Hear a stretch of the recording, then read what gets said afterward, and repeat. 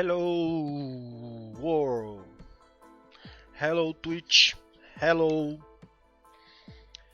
YouTube, hello world.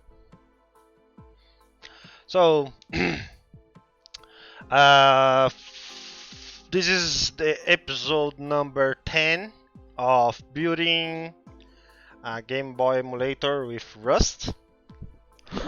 Uh,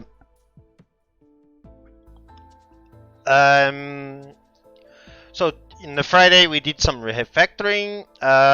Also this today I like put this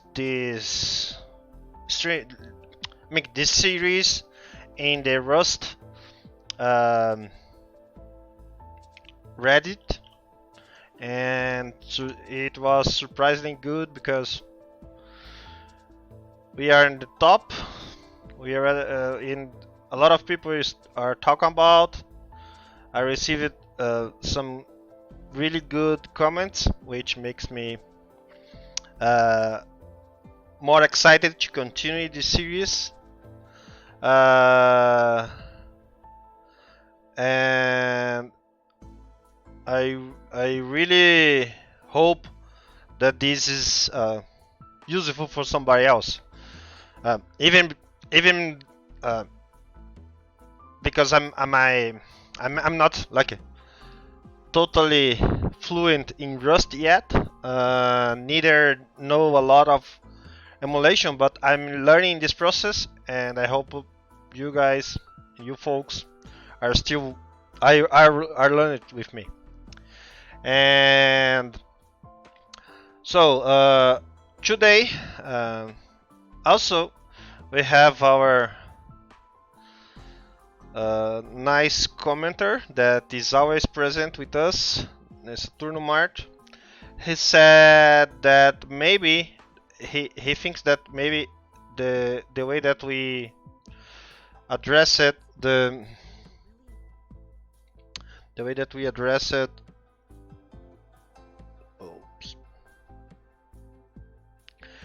the decrement instruction, the half carry in the decrement instruction, maybe it's wrong.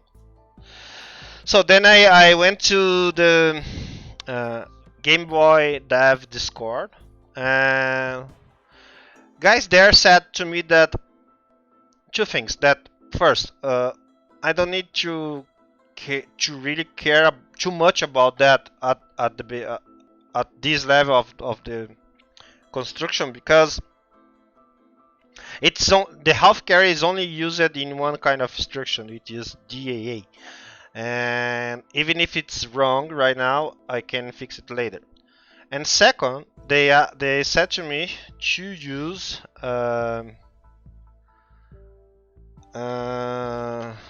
this CPU instructions test from the set of Game Boy tests, which I definitely will use, but I think in the future. What is these tests? Are a set of ROMs, Game Boy ROMs, which you test your code. I mean, it will test your emulator to see if your emulator implements all the hardware stuff, all the instructions, and so on. And there is one specific test which is for CPU instructions. And how it is tested? It's just a ROM, so writing in Game Boy assembly, which will test, and I think from what I saw before, it will print in the screen. So we need to have the display done. It will print in the screen if that is right or not. So we need to see in the screen that it passed okay.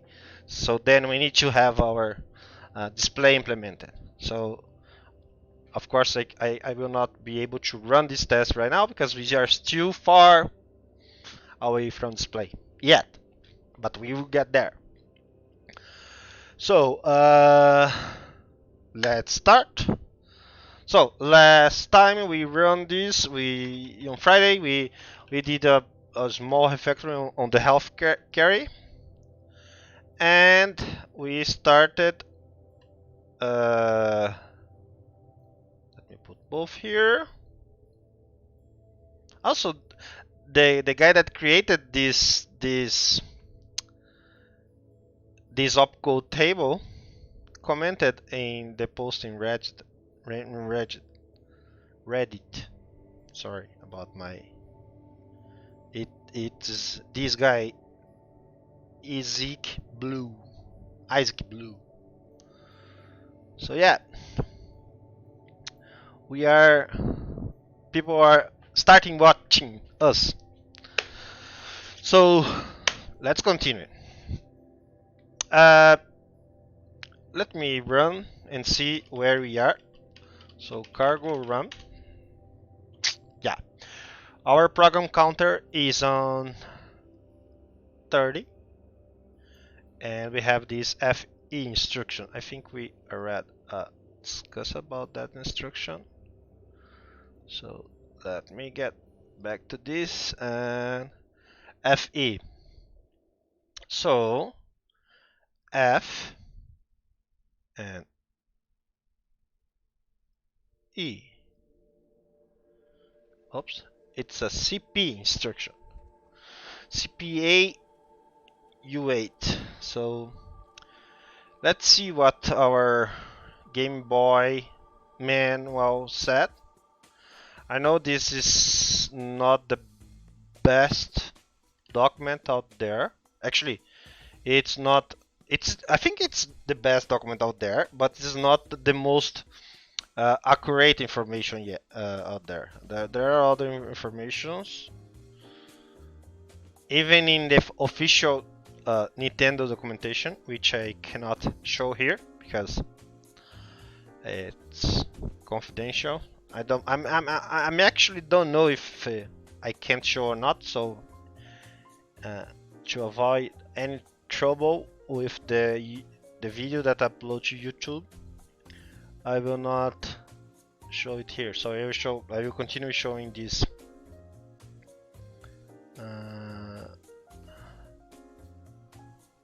this manual. So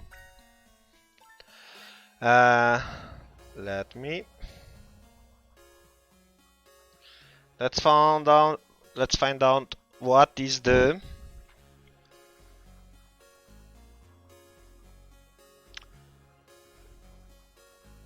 if anybody that is watching are not able to hear me, please let me know. I didn't test a recording today, but from what I'm seeing in here in the OBS, it's fine. So, any trouble to hear me, any trouble to watch me, please let me know.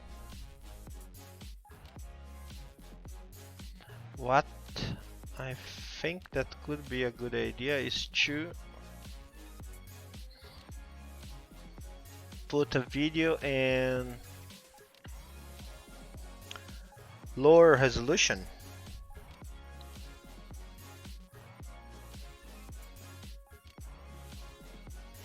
But then I need to stop the recording. Anyway, let's continue. Tomorrow I will set that for. So, guys, let's look into our CP instruction. So I think CP will be where miscellaneous. No comments. Oh yeah, it's arithmetic stuff. It's a compare A with N. This is basically a subtraction, but the results are thrown away. Let's see if I have a better description about that. CP Z8 instruction.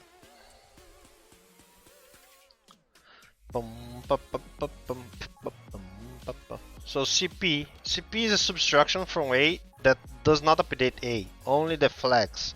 It would have a reset and yeah, so we are right. We can double check.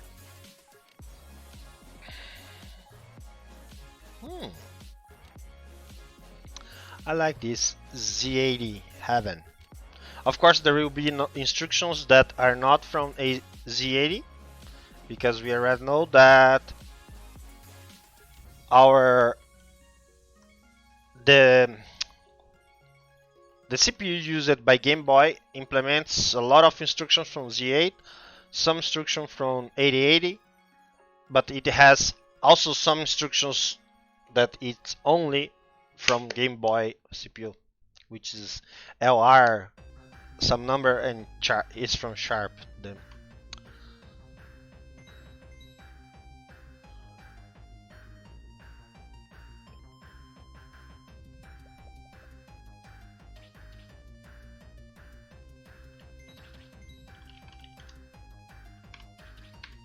There is one name. Okay, so let me get back to the CPU instructions. Set if the result is 0. Set if A equals to N. Is that? If A equals to N, then Z flag is set. Yeah. So that could be. So let's move to our instruction set, and let's put CP UA, yeah, because it's the N is variable. Oh no, actually it could be variable, but it's also other, yeah. So we always have, I think that we CP. Yeah, so we have FE is a number, as we are seeing, but the CP is a number and FE is a number, but BF, B8, B9 is is comparing with other registers. So we have CPA, CPB, CPC, CPD, CPA, ABC, no, CPE, sorry, CPD, no, CPH, CPL, and CPHL, and then CP with an. Okay, so let's go to CPU and let's go to the code.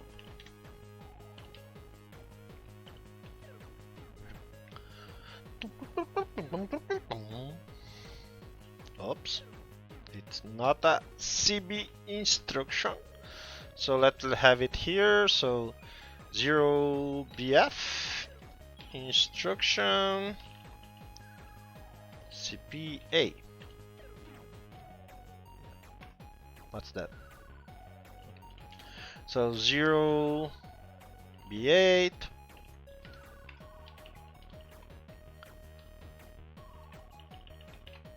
so B8 will be CPB and B9 will be CPC.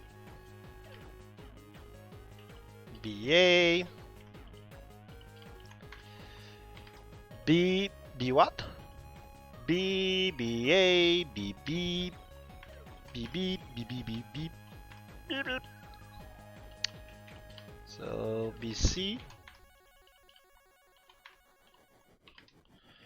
and BD, which is CPL, BE, which is HL, and our FE, which is CP with N, anyone, sorry. Just remember that we have this N1. It is read as an U16, so we need to put this like as U8. Okay. So now we have our instructions. So if we do this, it is say CP52 is not implemented. Oh, I was forgetting to come here and check our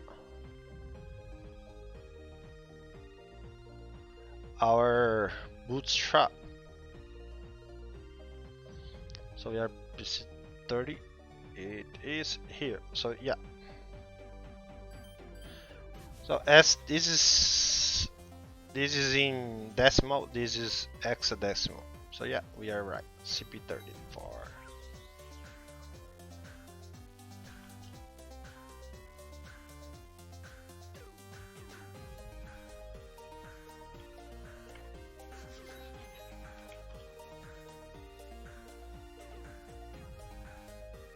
Oh, that's a big calculator. So we have, yeah, 34. So we are right. Let's now implement the instruction.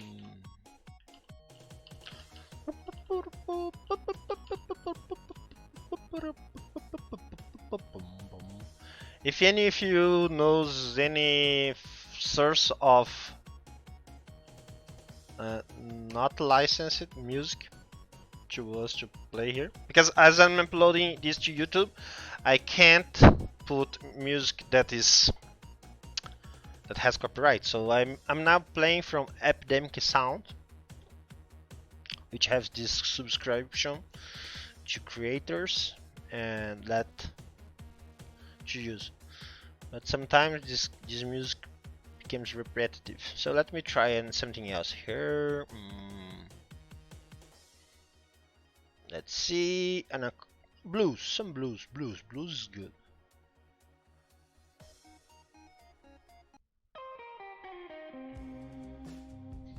Nice.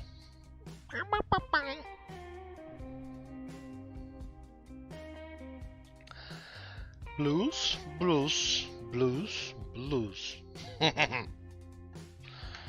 So let's implement the instruction.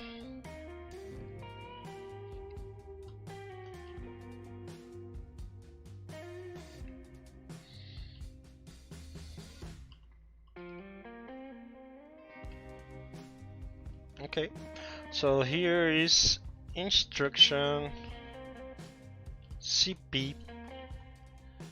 Let's do this. CP and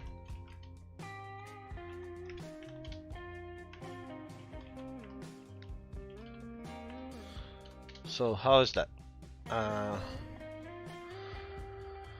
So it should be compared. So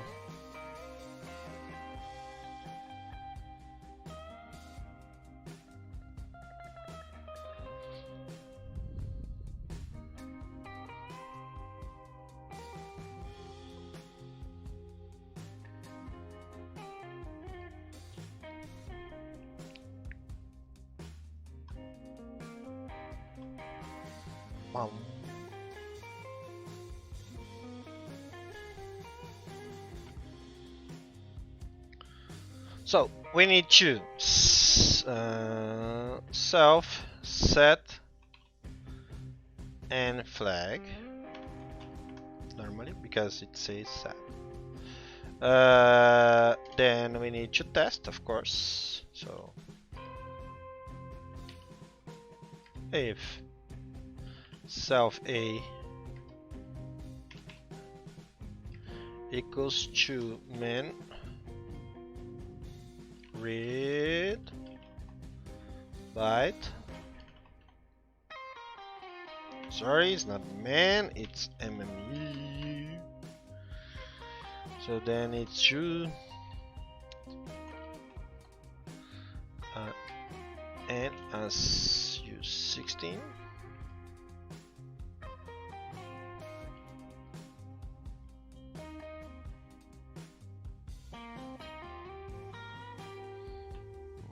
Let me is that 16 or 8?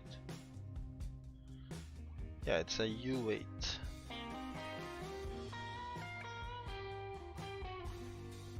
Okay. So if that is equal, so I set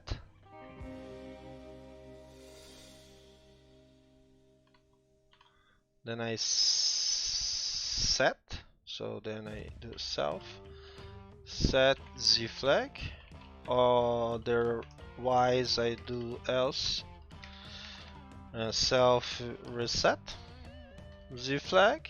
Okay. Also, what's that? Oh, sorry. So I need to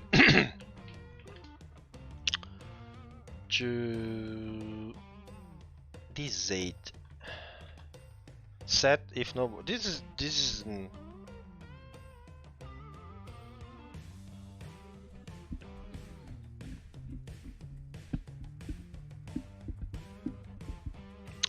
oh, it's a subtraction with instead of let me do something here. Wait. I know what we should do. Remember here, we already have the do decrement, which is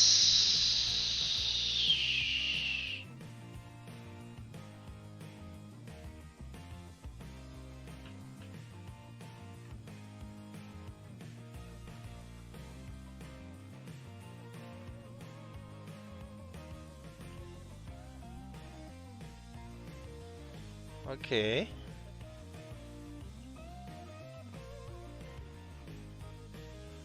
Wait. So here's the thing.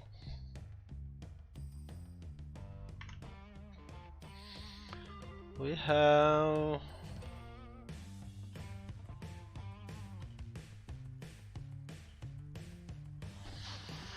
have the calculation of bit, we have the increment, which is sum 1.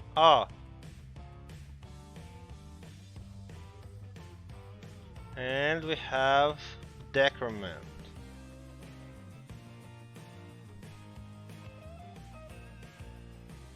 Yeah, but yeah, we need to refactor this decrement and also the increment, because we are just increment fixed values, so we are doing a sum. Actually, I'll do this. I will extract this.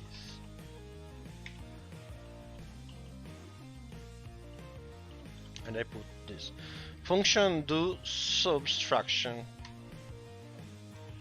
from a between registers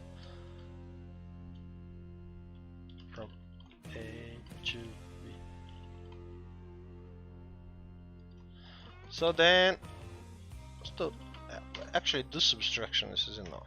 So how is that?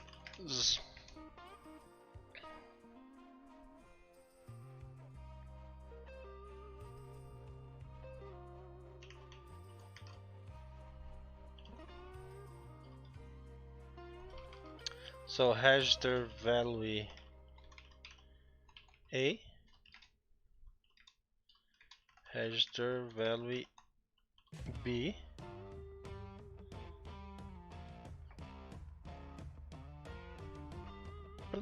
bum.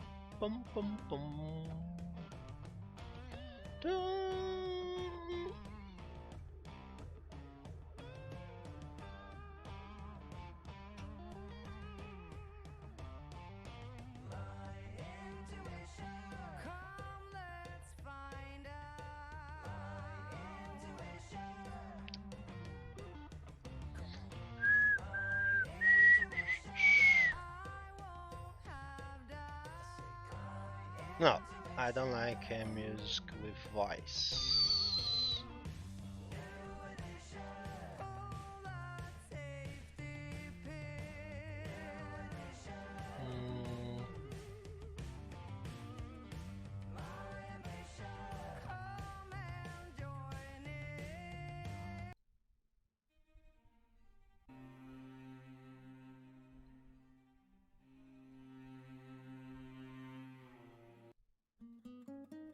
Yeah.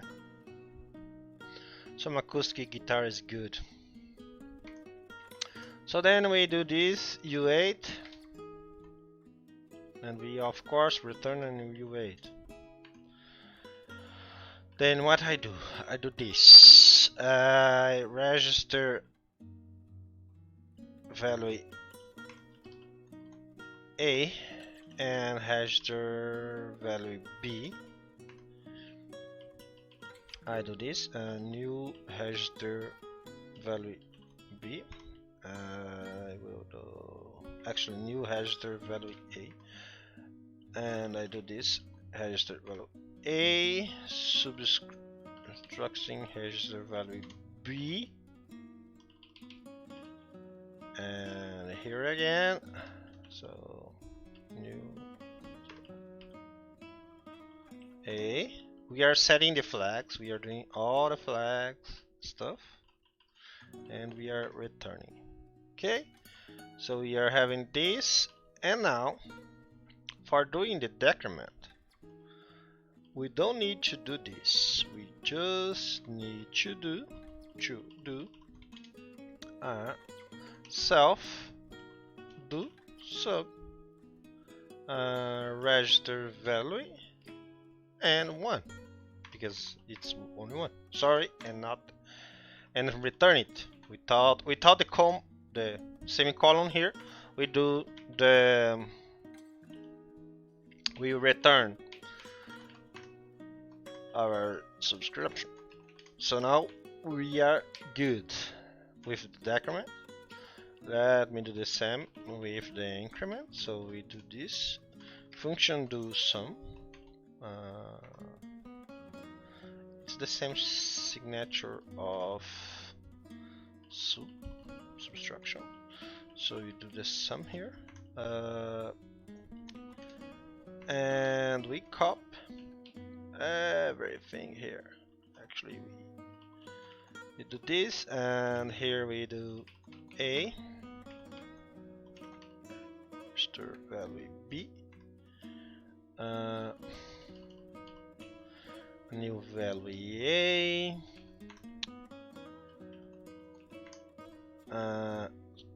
we are adding a register B, register value B. This is an this is an A. Okay, so yeah, let's see, and then register A and register A. Okay,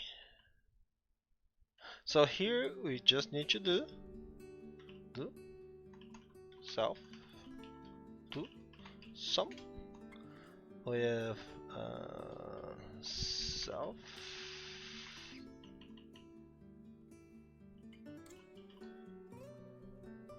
exactly like this. Sorry, don't need to put self. Okay, so now we have a way to increment two values, a way when to do a sum, and a way to do subtraction. So now we need to have an then we are able to do this compare stuff, because it's basically an subtraction, but without throwing the results away. And if you remember, for not throwing away, we need to put that subtraction in. So let me show you. Here we are doing this for doing a decrement, we save that in the registry we want to save.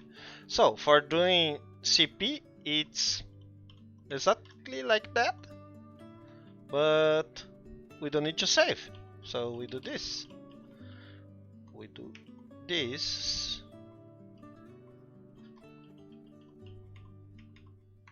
Okay, so here is CP n, where n, no, n, and let's put it there. Okay.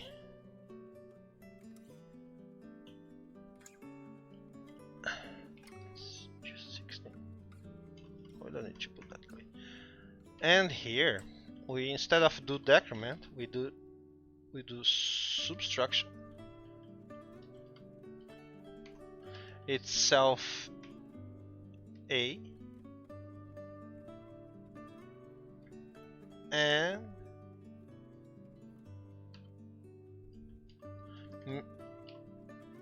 read byte from n. Oops. But instead of putting it back, we will use this.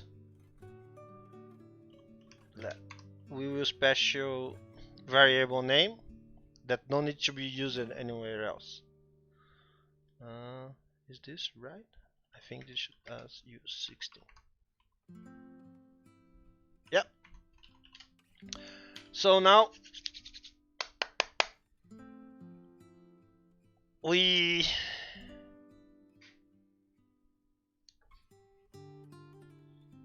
are right. Right? Oh, thank you, Ptolemaic, for the following. Thank you. We are having fun here building this Game Boy emulator. Thank you for the following. That helped me to keep doing this. Actually, it's awesome project idea. Thanks for broadcasting your process. Oh, thank you for watching. Thank you for watching. Yeah. And as I said before, I'm still learning Rust, and I'm still learning how to create an emulator. But that's awesome to share, because that makes me continue doing this project. It's that I think they call it exposure or something like that, because I'm exposing myself, and then I need to be committed to that. So that's a way to keep motivated. So let me continue here. So I will implement the other CP instructions. So now, so CPA is just self A to self A.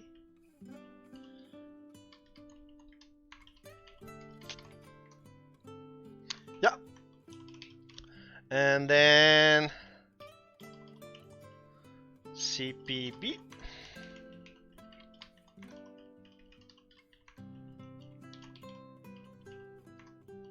Any doubts or any suggestion or recommendation or any kind of interaction, please go ahead and let's chat. I like to have more people chatting.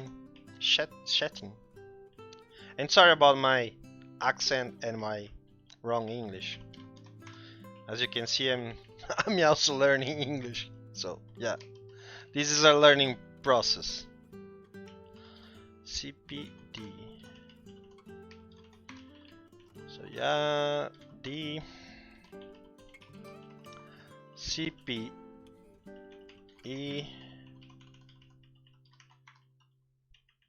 You know that building this emulator makes me understanding like how a CPU works much better than any other class. And this understand how this instruction works and how a process like needs to handle those instructions. It's very nice way to learn more about computer architecture.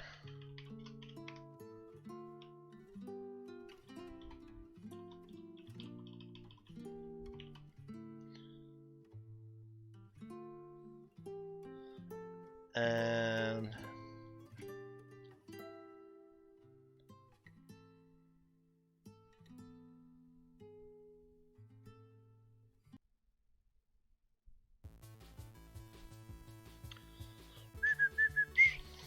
CPL.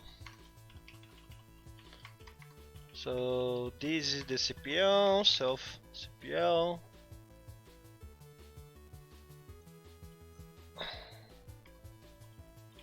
Okay, so also we have to do our HL.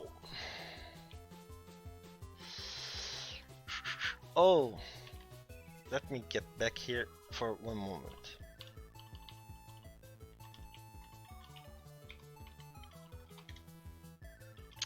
We are forgetting or assuming one stuff here that could be dangerous. So for CPN,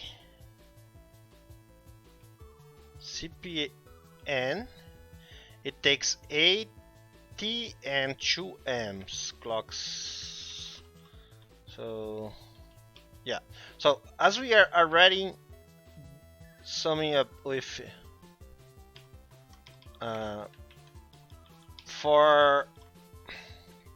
I just need to do this again, and yeah, again this is enough for the CP because we are already doing 1 for 1 inside the subtraction instruction.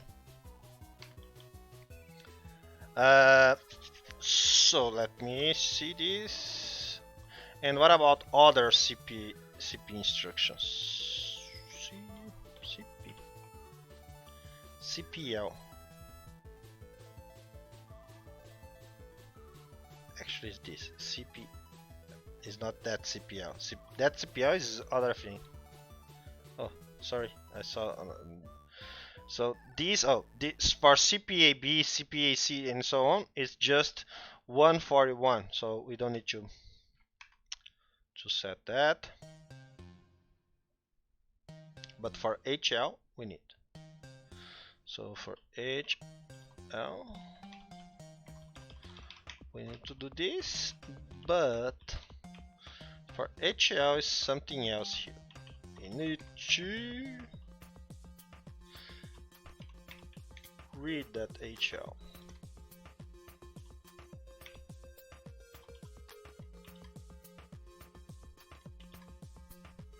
Whoops.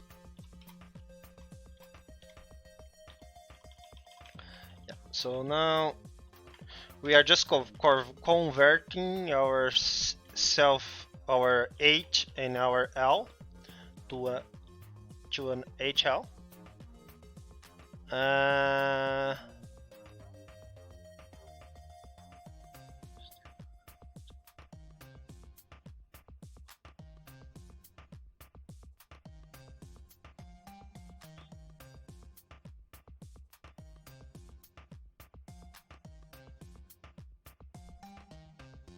So we need to do this.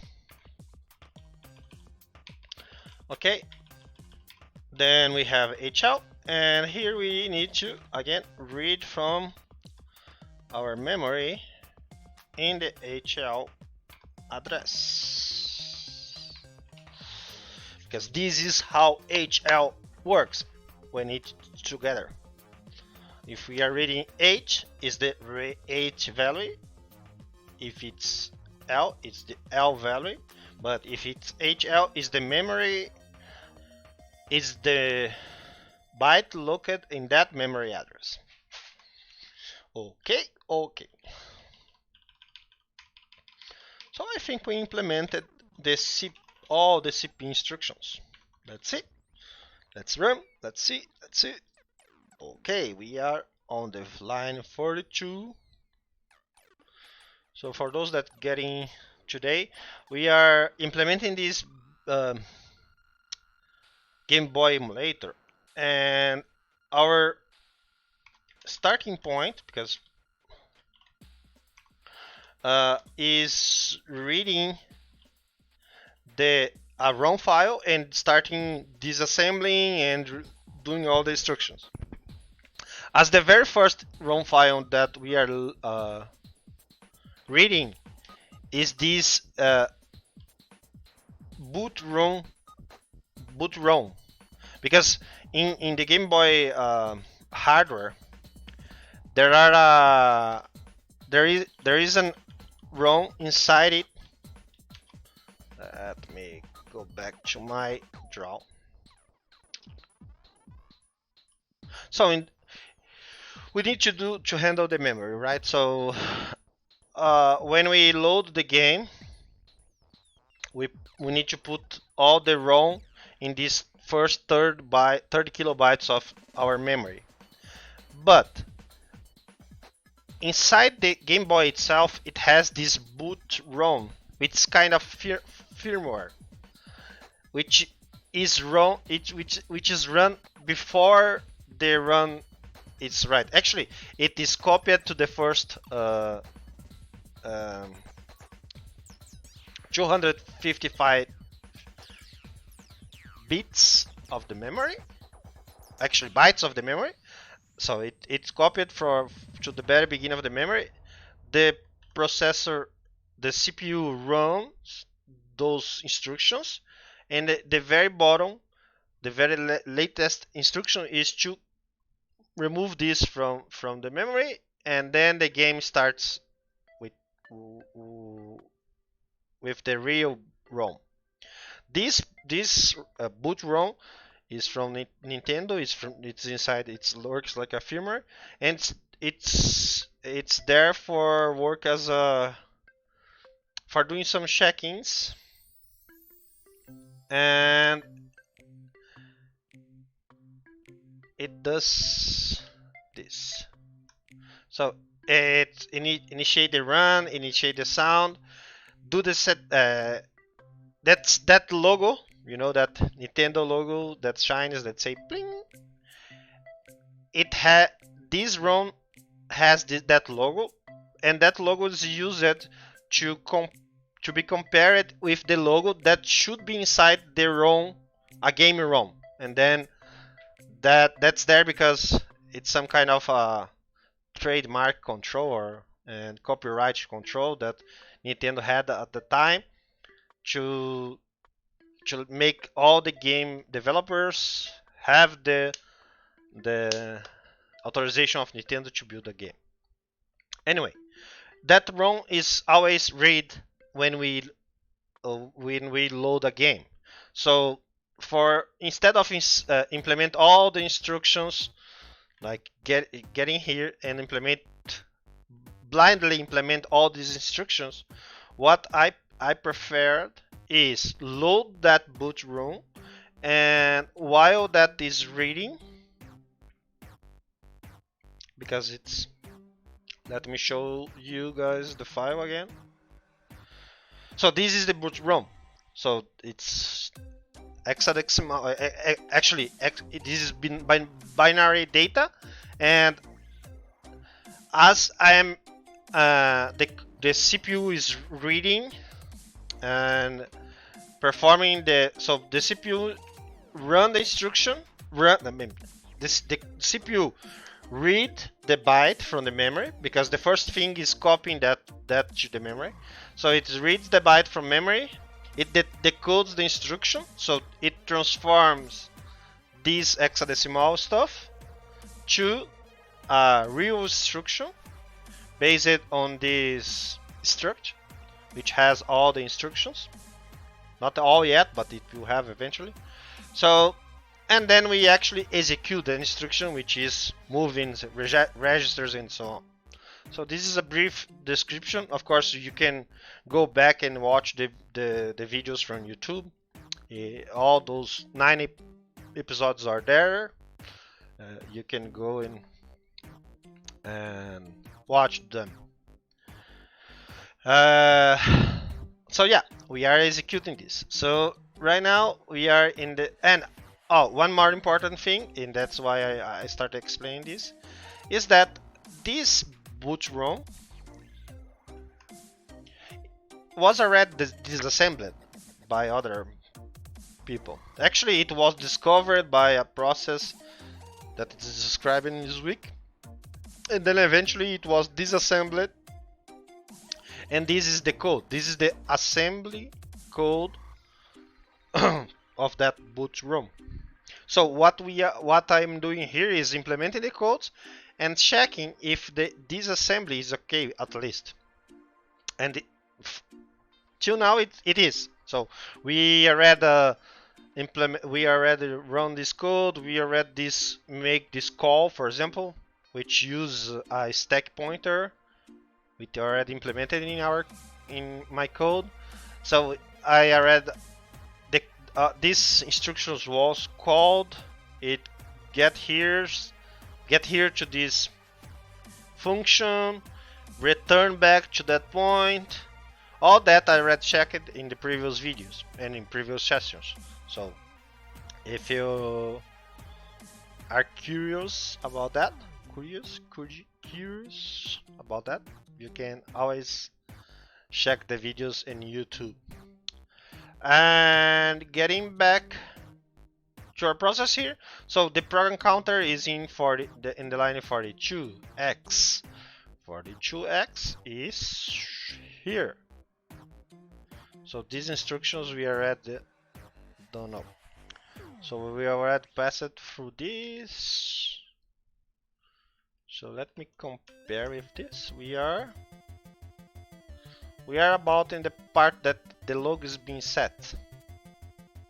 To see, we have this memory dump here. If I come back here and I can dump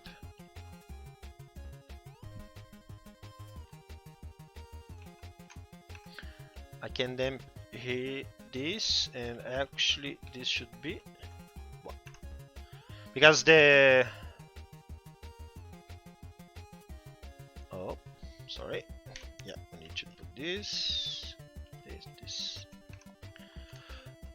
In Rust, ranges are not inclusive for the right part, so we need to put one byte further. So we are now debugging. We will show you the VRAM, the contents of video RAM, this part of memory, which contains the sprites and so on. Let's see if there is some data there already. It seems not. Yeah. Oh, we already have some data there. These are sprites, or actually the boot ROM only contains the logo. So this, and I can show you from this Rust Game Boy, from this talk. This guy Ryan Levick put it in a very good way. So we have the tile set and the background. So this could be the tile set somehow.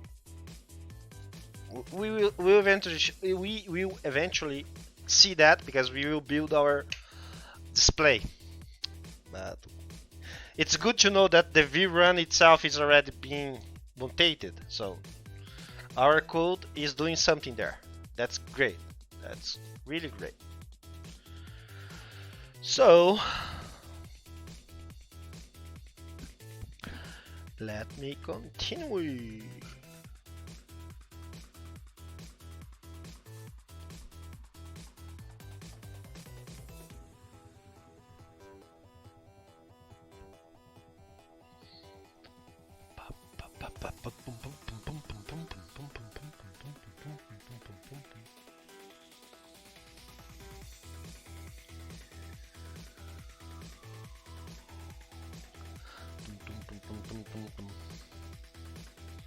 So let's go and implement the EA.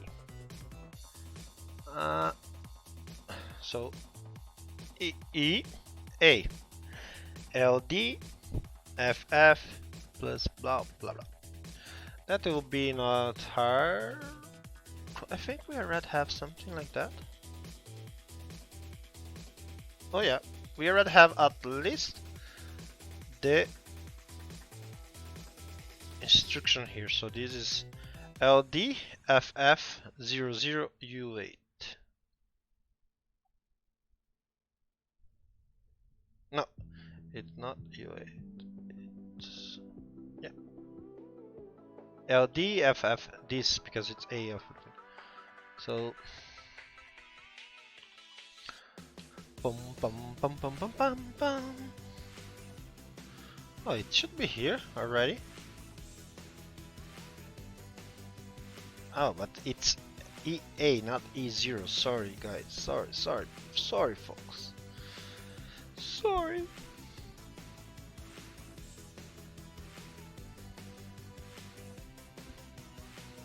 That's it.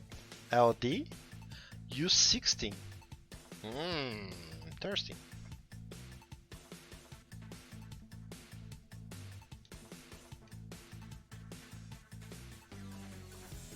This is the other way around of this. Or not.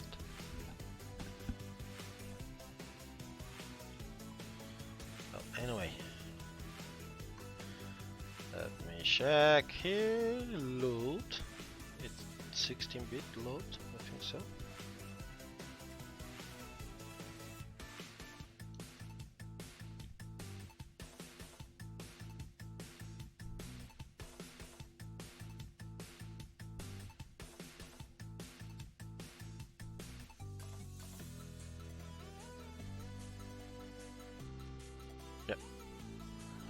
So it is this LD.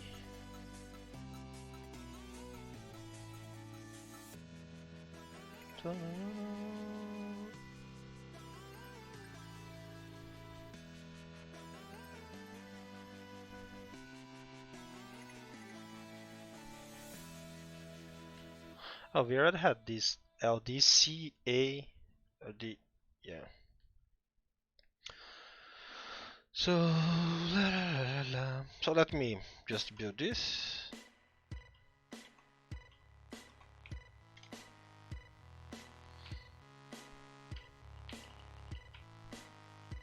Good to know that it's already implemented here. Yes, we did that, but it's not there. So, at least all these should be in the code. Let me see.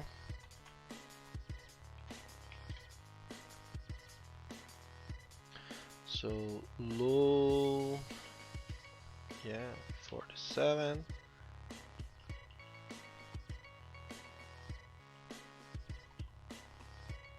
Oh, it's there.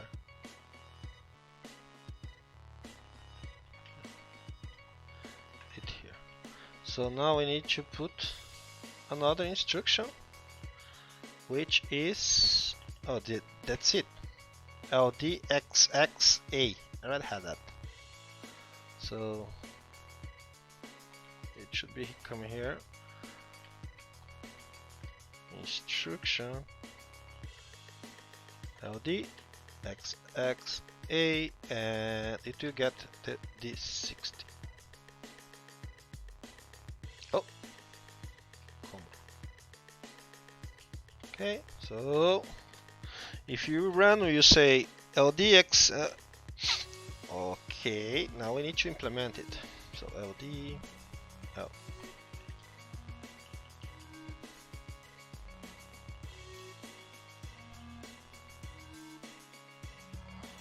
Okay.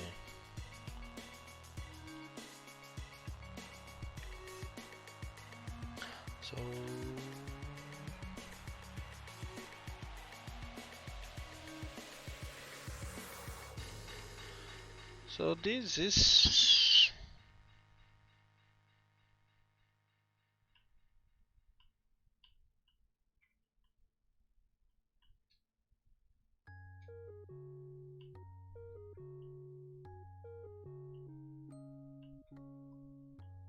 Yeah, this should be here. Load a shell into a, but it actually load a into a shell. So yeah, this should be the instruction I'm looking for. So this will be x. This will be this 16. I will just do this. I will do println without any of this. I will just do this. Okay. And x.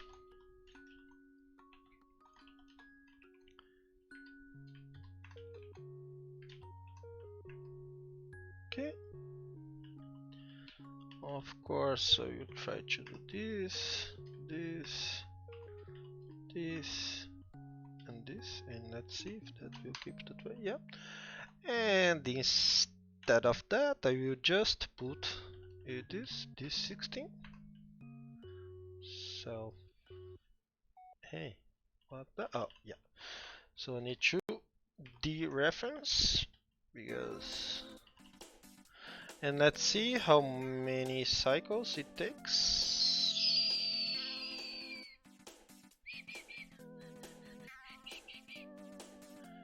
It takes, oh, that's good. So it's 3, 16t, and 4m. Yeah, 16t and 4m. Let's see if we get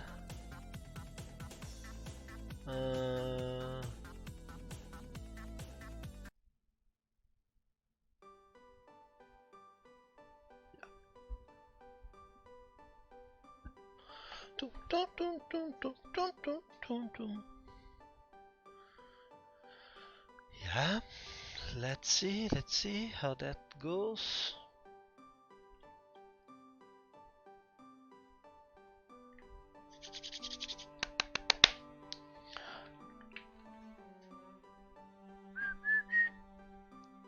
So yeah, let's see if we can do that.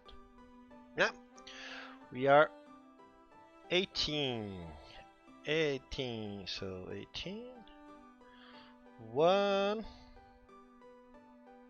8. JR, we are not implemented JR yet. Too sad music. This is better. Much better.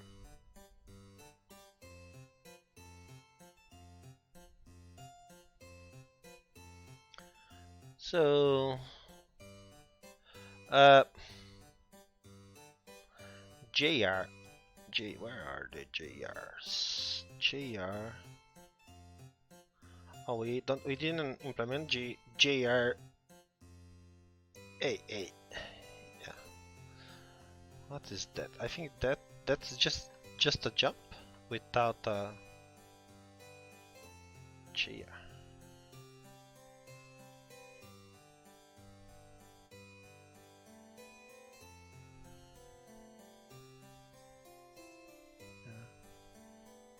This is just we have this JR, but I don't have this. So we have this JR.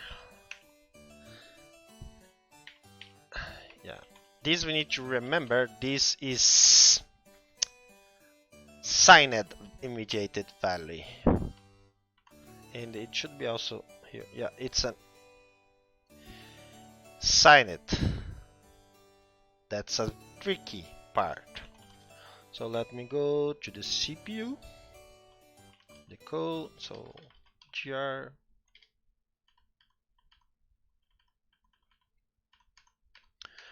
Hello gr, where are you gr?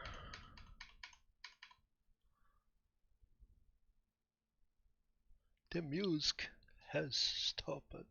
Let's see if this is good.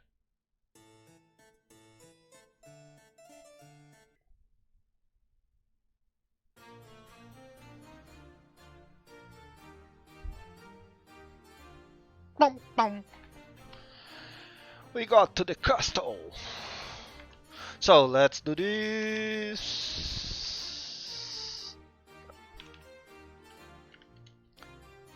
Oh my god. Oh my god. Oh my god.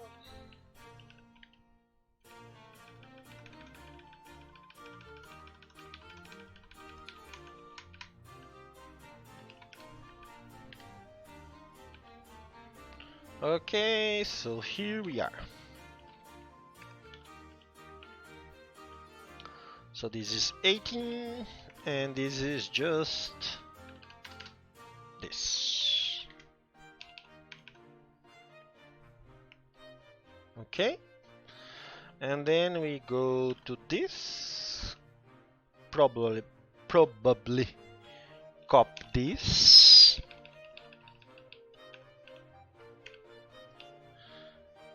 and go to here and say instruction. No, let's do this copy. No, instruction GR8, and this is N. I think so. Is this N? Yeah, this is N. And then I do this as oops.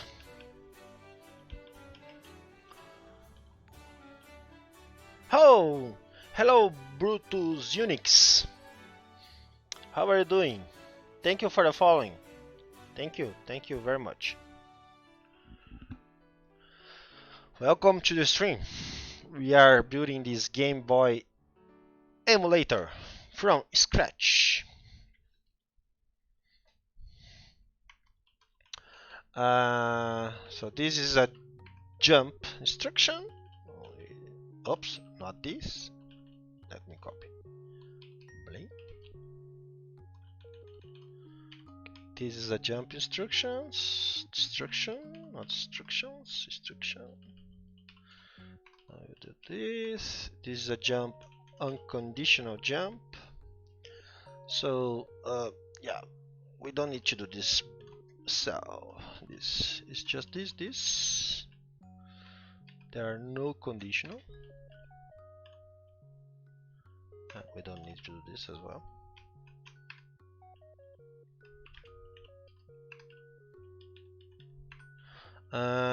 Yeah, do 12T and 3M. And I think we are good to go. So cargo run. And yeah. Let's see here where we are. Oh, thank you, Tropa Flight 2. Thank you for the following. Welcome to our stream.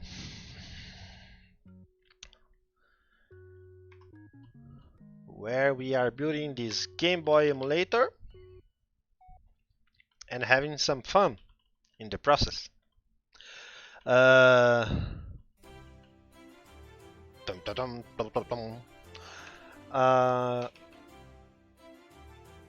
We are in the line 64 in Excel. Oh, you're here. Wait for screen frame. Something seems to me. Scroll logo on the screen. It's already scrolling the logo.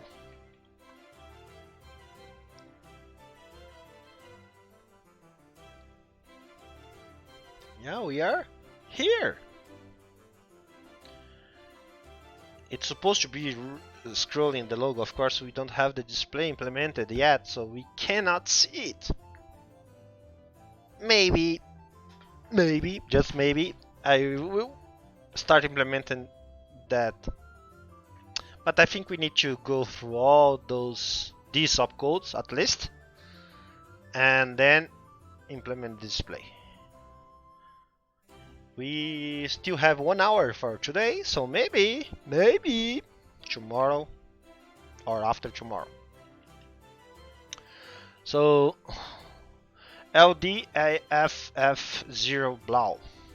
This is on line 64 with this here. Yeah.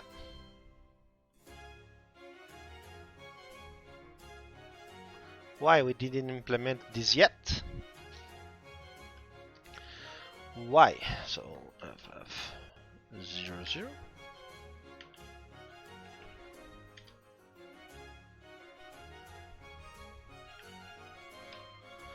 So this is the other way around. Yeah, this is load FFA, which is grab the value in the register A and put in that address.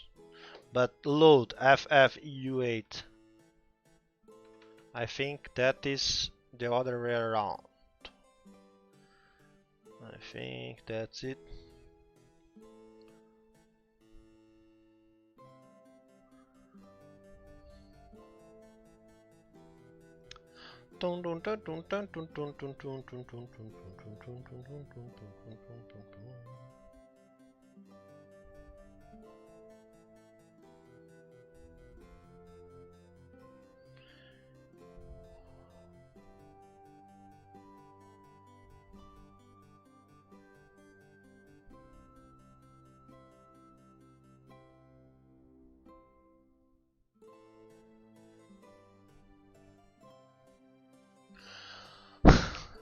Great, that's great. So, yeah, I just smiled because let me show you guys. I received an award in that. See? Silver award shows the silver award on the post. That's awesome. That's awesome. I think I have a message here saying that.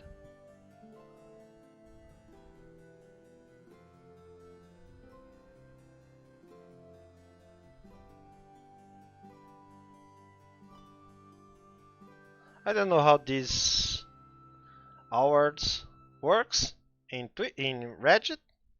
Anyway, I love it. Thank you. Tripped fool for that. Thank you.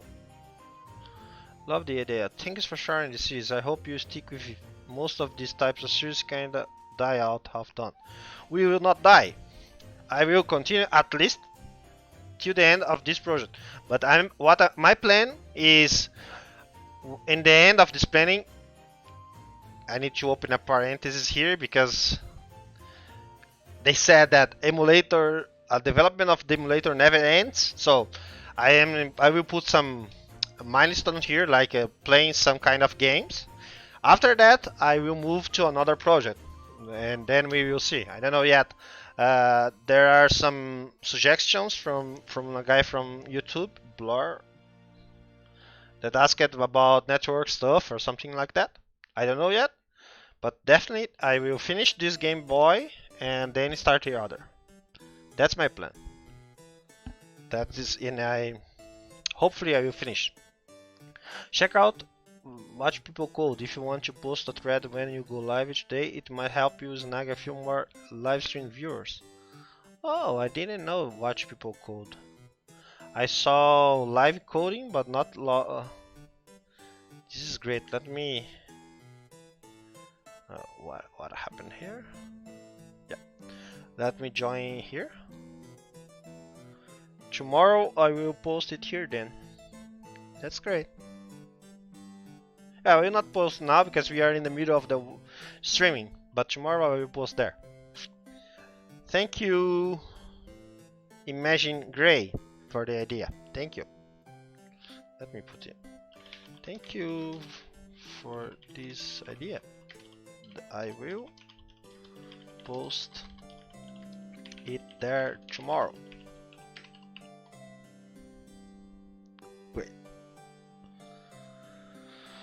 Great. Great. Yeah, silver award? I don't know what that means.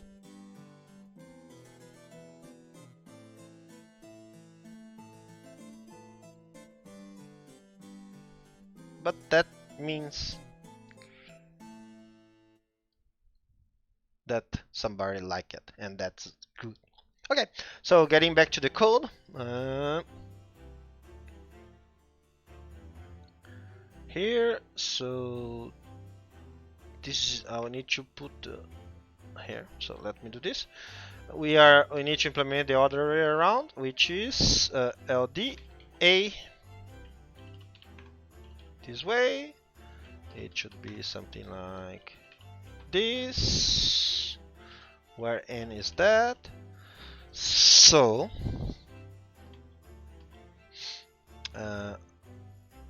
what that is here. Sorry, load. I think that is that. Yeah. So this is the 2 bytes. That is. So that is something like.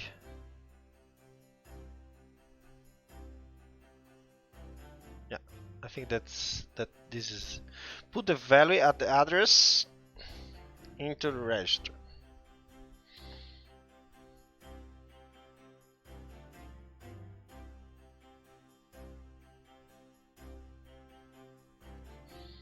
Let me look for this. FF00.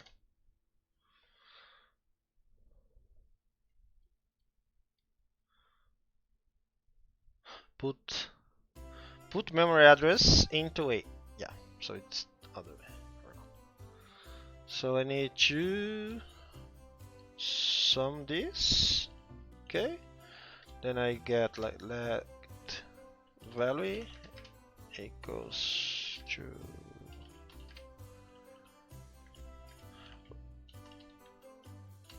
read byte address.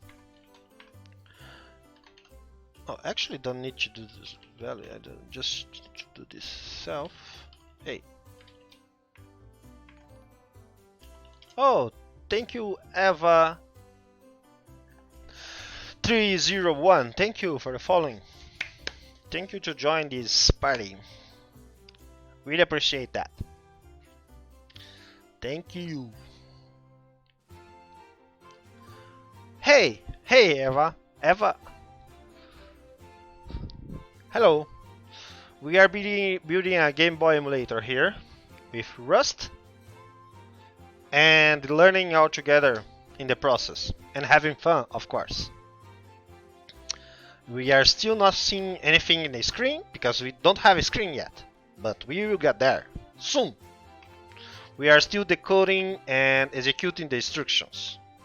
So this is the good part. Game Boy is a Nintendo thing? Yeah, Game Boy is a Nintendo, yeah. Let me show you.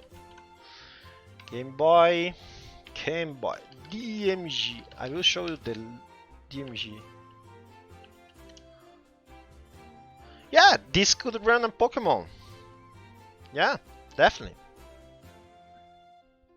This is a Game Boy. The classic one. I have one.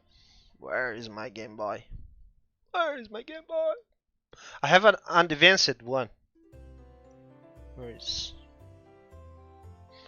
my Game Boy? I don't know where it is. Oh, here. I have this Game Boy Advanced, but it is able to play the games from this. Do you work with Nintendo? No. Actually, I'm starting implementing emulators, but I don't know. I don't work with Nintendo. Neither do games yet. But maybe the next project after finish this emulator is creating a game. This stuff is to run a game from this little thing. So we will be able to run a ROM for this game. Can you make a 3D game? Pokemon game? Not yet. Not yet. But maybe I can in the future. Just a small first. Yeah. So we eventually we will be able to run Pokemon Game Boy.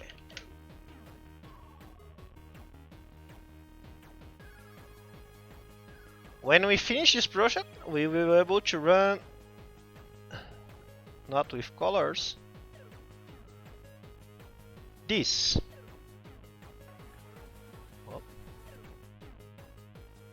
We will be able to run this Game Boy, this Pokemon. This is a Pokemon game. So we eventually will be running this game in our emulator. Yeah, that's nice. That's why this project is fun, because besides learning this Rust programming language and learning how a computer works from inside, at the end we can play games. So that's great, right? So how to make a Pokemon Go emulator that play only Pokemon Go?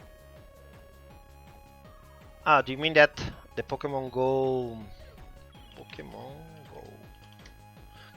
is a mobile game, right? Yeah, the Android one. So I don't know if I think there are. Let me see. Pokemon Go emulator. Yeah, there are some. I saw that there are some Android emulators out there that are able to play Pokemon Go in the desktop, like this. Yeah, but this is a little different because you need to emulate the Android to be able to install the Pokemon Go. Yeah, but we already have some Android emulator out there, of course. But I think building an Android emulator is it's much harder than build a Game Boy emulator, because the Android hardware is like, they fix it and they fix it and it's not able to play an emulator. Yeah, so that will be harder. I think if you are able to use this Android emulator. Yeah, there is this Android emulator for developers that's able. Oh man, opened this tab to save it for later and didn't even realize you were streaming. Ah, yeah, I'm here. Aero City Music. I'm here. So yeah, if you are able to run the Android emulator, maybe you can run the Pokemon inside it. I don't know. How can I make the APK debug? I actually don't know too much about Android yet. Yeah, you need to have the Android Studio, which is this Android Studio, and then you need to go there and do the setup, and you need to activate the debug inside your Android. Oh no, if you are emulating that, then you need to install from inside the Android Studio. You have that option to install the Android emulator. I think so. Yeah, I'm not very good in Android yet. I tried. I mean, I already tried. I already did one application, but that's different from what we are doing here now.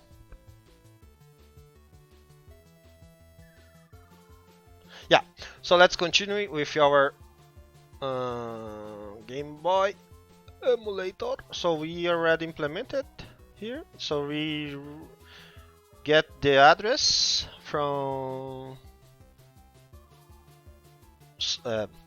summing this with this, and then we are now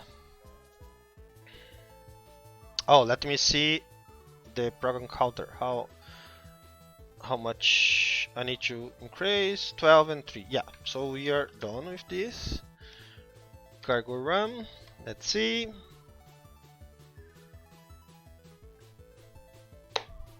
Oh my gosh. It's taking.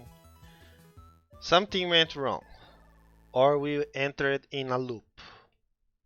Or it's waiting for an interrupt.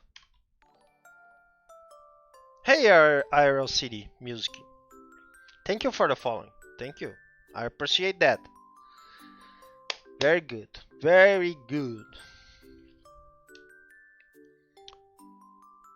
So now something happened here, folks. Let me put the debug. Let's see.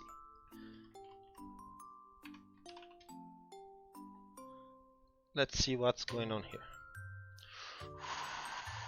If you remember, this debug will print all the message in our instructions. So let's see what's going on here. It's executing every instruction here, and eventually it will enter in a loop. I think it's already in the loop already. So yeah, it's already in the loop. So what is doing here? Program counter is in 68. So let's see what is the instruction. Okay. So it goes here. Oh, see here? Wait for screen frame. 68. Jump to 64 if the flag is not set. CP 90. Oh.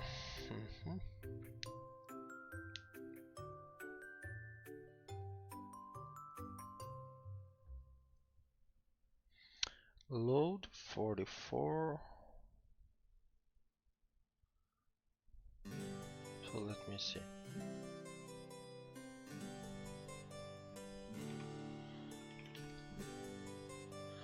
FF X FF 00 plus what? 44 equals, of course, FF44. And what is? See you, Eva. See you. Be right back. Okay. So FF44 is. Let's see what is FF44. I think now we need to implement the interrupts. We get into other nice stuff. Let's see. Wait. FF44. Next. Yeah. FF44, the LI indicates the vertical line to which the present and data transfers from LCD.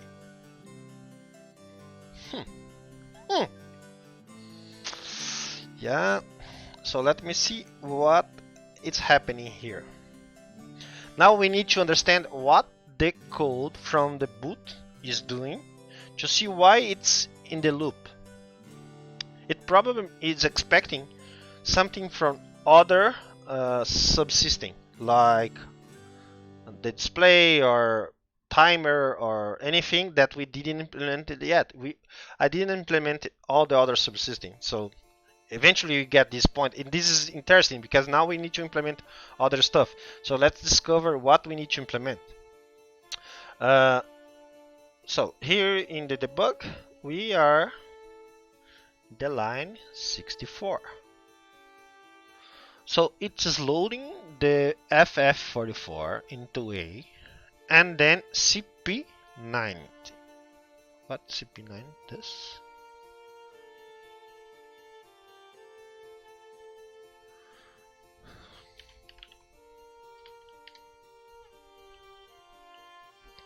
Oh yeah, it compares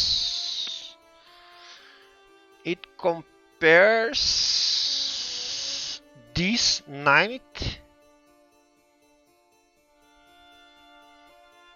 Oh.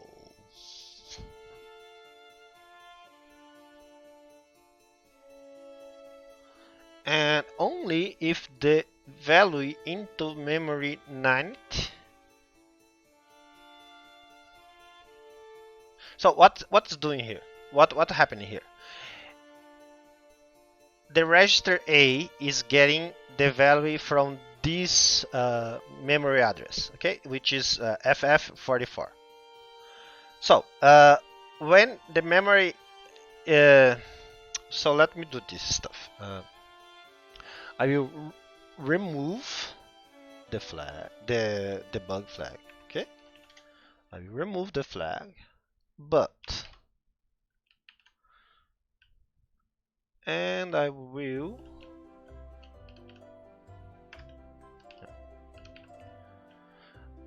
do this. I will change the way that we are debugging the memory.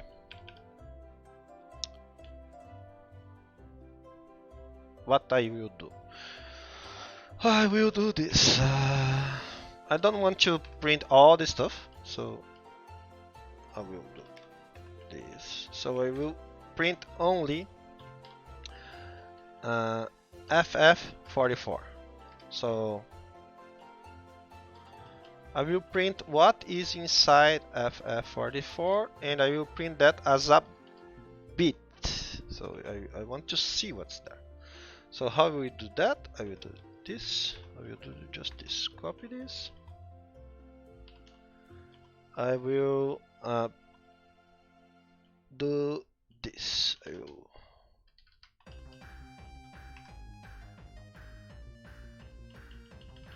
I will call this special with this li. This address in the memory, it's LCDC Y coordinated. The li indicates the vertical line to which the present data is transferred to the LCD drive. The li can take on any value between 0 to 153. The values between 144 and 1 indicate the v-blank period. Writing will reset the counter. Yeah. This totally has to do with this other LCDC. Yeah. I will get there. So while I'm just debugging here, so I go to execute phase. Sorry, CPU. And here, at the end of the run cycle, I will just print ln mu state, and I will print the mm. Okay, which will print that address. What's that? Oh, sorry. Yeah. Here. So then, so now if we run,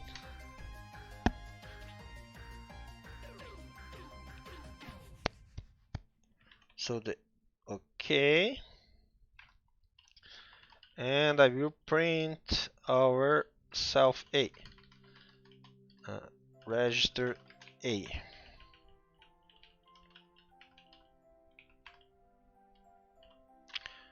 So let me do this.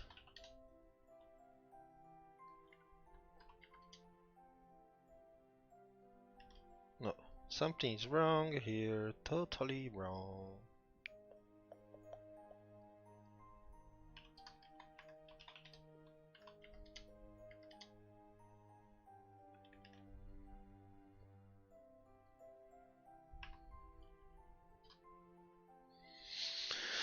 Wait.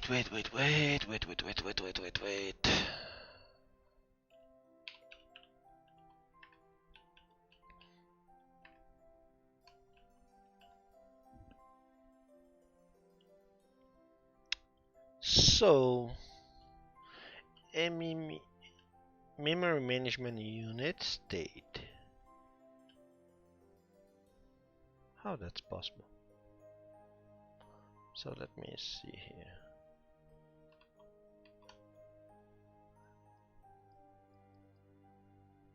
Oh yeah, sorry, sorry. Because actually, I want to see what is in the memory located here. Sorry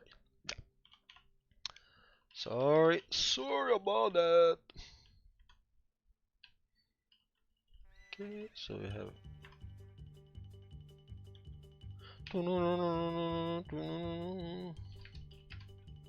So I want to see what is inside the memory 90. So I think it should be 90 like that, right? Oh, oops.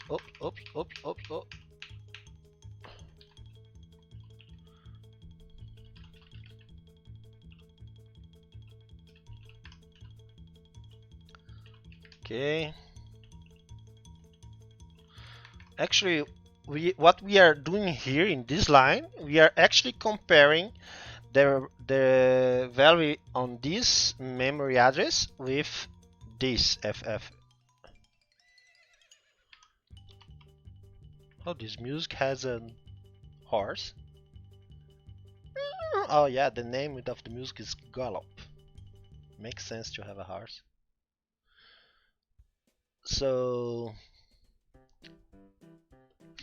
let's see. Ooh, now, let's see. Okay, let's see if we see the memory here.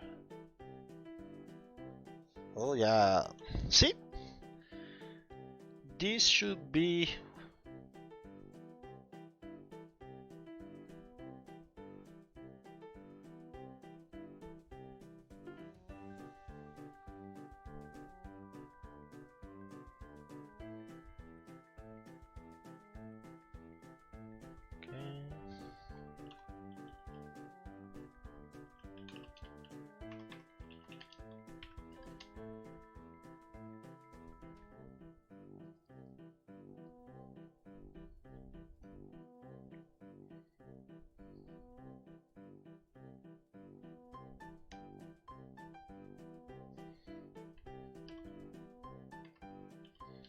okay. I will be more precise. CP.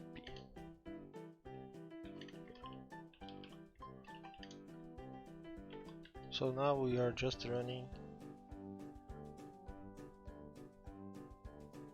Actually, this is not CPA. Sorry, it's CPN.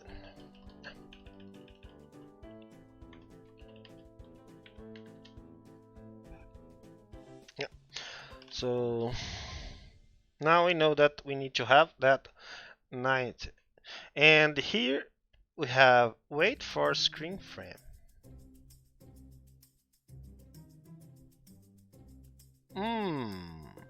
See here? Above we turn on LCD. We turn it on the LCD, but we don't have a LCD yet. Bingo. So now we are starting officially trying to implement the LCD. And how I will do that, I don't know yet, but I will discover right now. So let me get back to some documents I read reserved for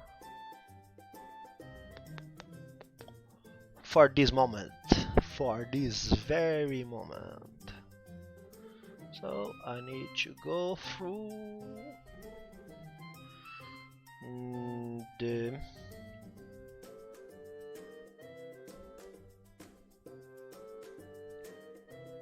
okay, let me go there.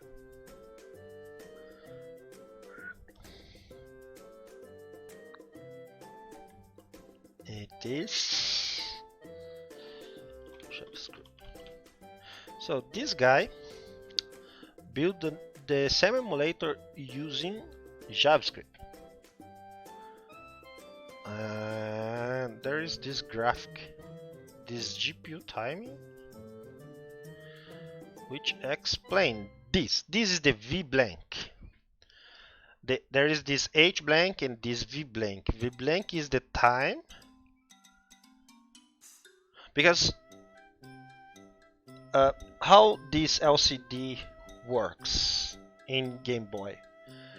It is writing the line by line, and when it gets in the end of one line, it starts the H blank, which is the time for the cursor gets back to the other time. It takes some time to execute that, and that is because of the hardware of the Game Boy, but we need to emulate that as well.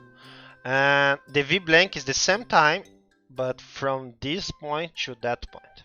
So to do an entire refresh in the screen, it have a V blank first, and for writing a line it has a H blank.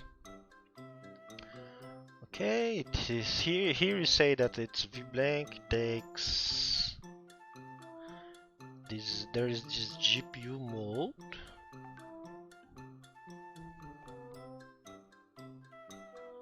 GPU mode.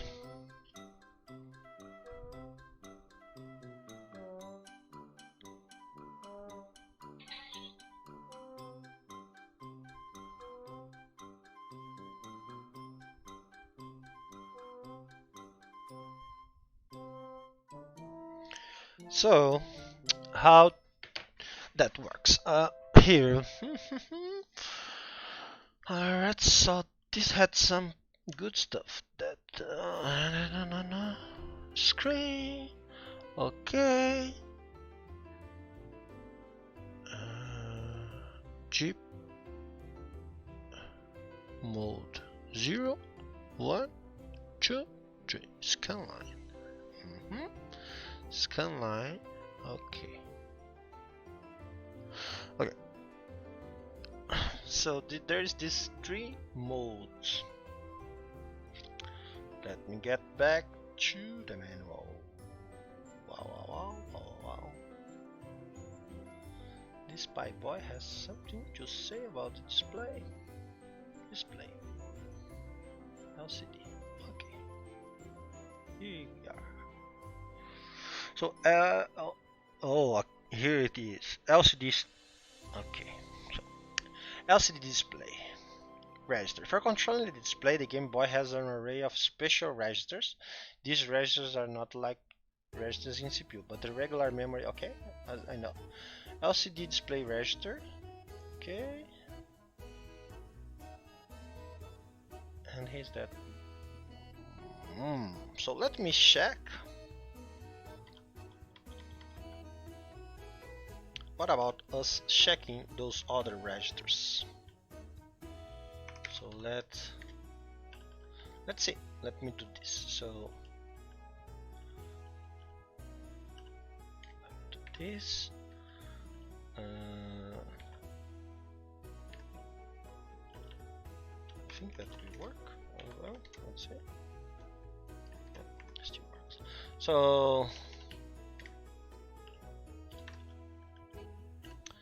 So let me do this. FF40, which is the LCD-C.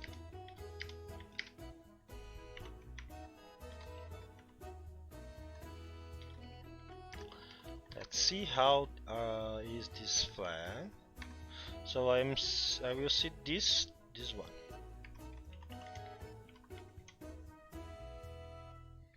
Yeah, the flag, the LCD-C is 10010000. Let me do this. I need to put some space here, just for sake of being. So what this means? It means background display. So yeah, we have this display on. The background display is on because this bit is on. This sprite display is off. Sprite size is 880 pixels per 80 pixels. H. Background tile view is view 1. I'm seeing. Oh, sorry. Really sorry about that, folks. The size of the screen was so. This is how these bits are are set. So 100. So it's background. We are doing background display right now. Sprite display is off. Sprite size is 80 because we are here. We are using background tile view is view 1. Background tile data is here, is area 1. Window display is off. Window tile view is view 1. And LCD enable? Yes, LCD is enabled. Great. So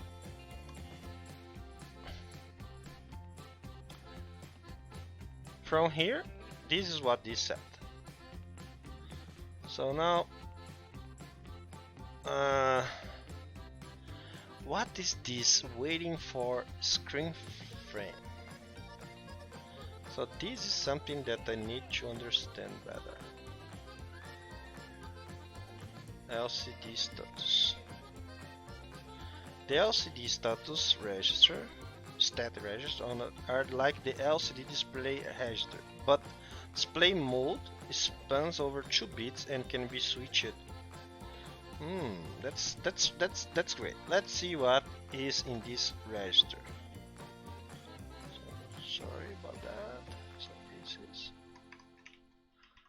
So let's see what is in the register FF41, which is the stat. So let's see what is there at this very moment. Okay, stat is 0. So 0 is 0, 0, 0. So that is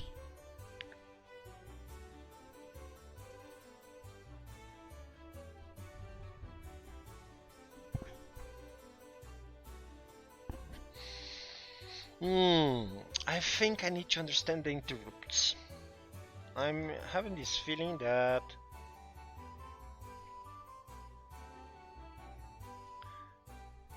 something is about.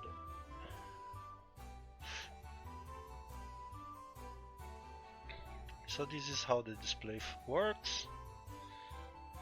The main Game Boy screen buffer consists in 200 blah blah blah. Okay, that's no scroll X, scroll Y, hold the coordinates of background to be displayed. Where is the scroll X?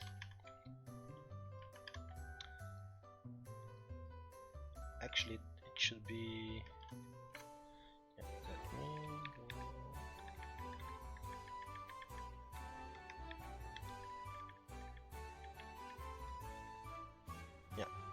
This is scroll X. So that let me put other stuff here.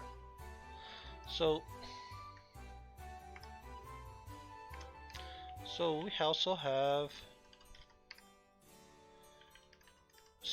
scroll Y, and I think we have scroll X. Of course, my horse. So here it is. Yeah, guys, folks, we are doing display. At least we are debugging display LCD stuff for a while. So yeah, we have a scroll Y 8-bit value 00 to scroll BG. So this should be not binary, but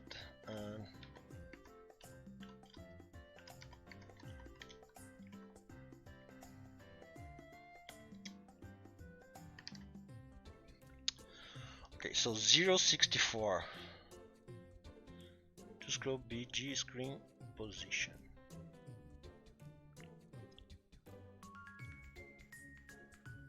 Okay.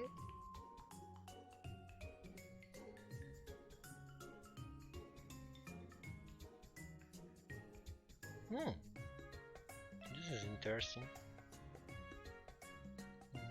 I will put this stuff here because this is no, this is all about. So this is called LC, and this is, so we have, no, sorry, we have this, we have this.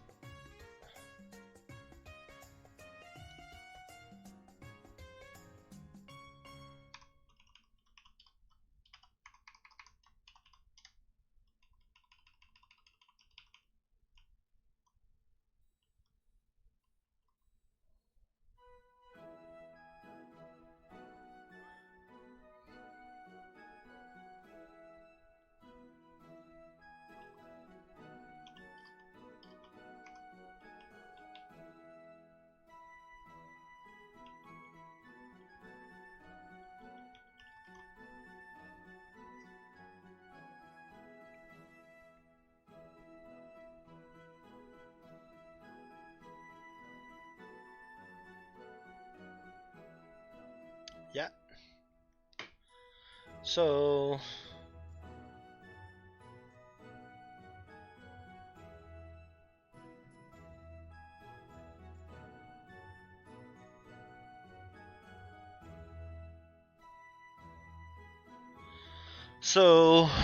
let's see now. What's the problem here? Yeah, this is the problem. But I want to put the BGP. It is BGP which is S. So this BGP is the palette. Yeah, the palette. So the colors that want to display. I think the other stuff are not related to.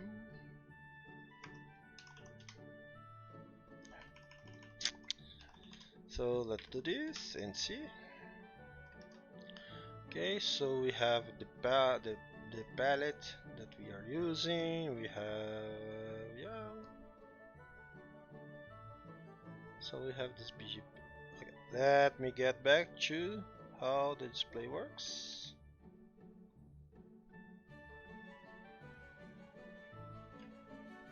So video. So only 160 and 144 pixels can be displayed. So this is that part. We have a 260 by 256 by 256 pixels background, but we have a viewport that is 160 by 144. So we have a viewport, and that works. That is very good described in this video.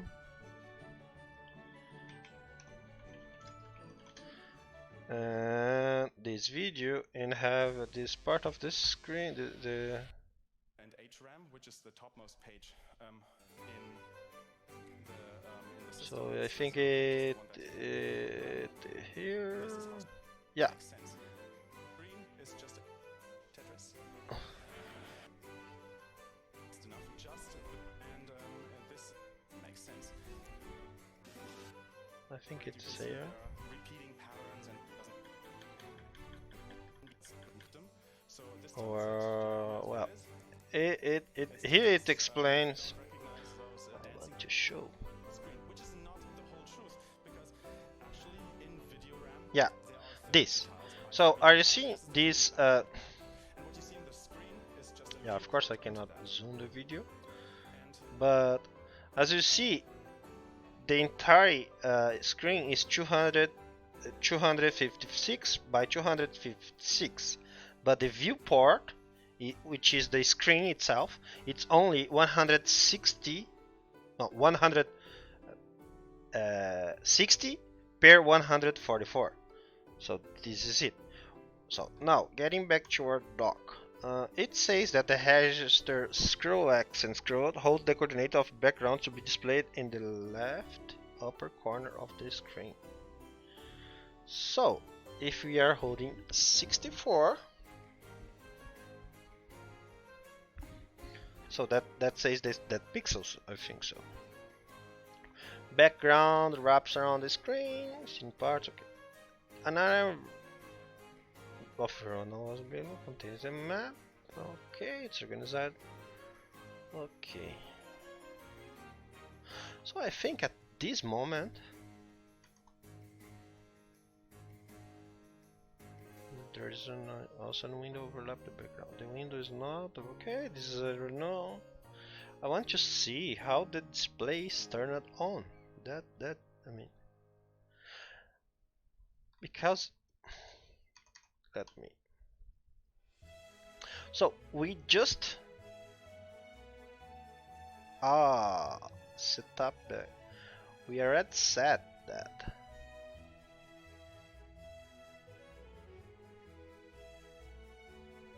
We actually already set that. We already set the tile map. So let me show you. Gameboy Rust. As I said before, this guy explained it. So this tile set, the above part is it's supposed to be already in the memory. This line said, I mean, at least in the comment of this line, it's saying that it's loaded. So we can see that part in the memory. Let's see it. Let's see if that's in the memory already and how to see that. And we know from this that the tile set is inside our video run. Okay. And the video run itself, so Gameboy video run.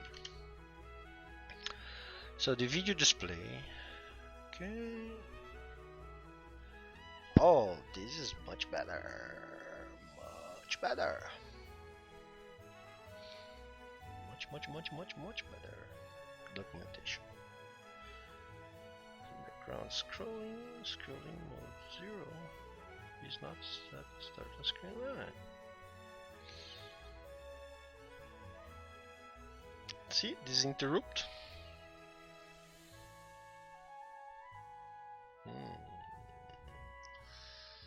Great. I just want to see. Yeah, I want to see the BG map. An area of VRun known as background tile map contains the number of tiles to be displayed. It's organized as 32 rows of 32 bytes each. Each byte contains a number of tiles to be displayed. Tile patterns are taken from the tile data table using 82 described above. Okay, so tile data is stored in run from. Okay, so let me put this way. So at the very end, I will do this. VRun. So let's see this like VRun tile data. Okay. And how that? Well, it should be something like this. And I will put it here. It will be something like, oh, there are 3 blocks.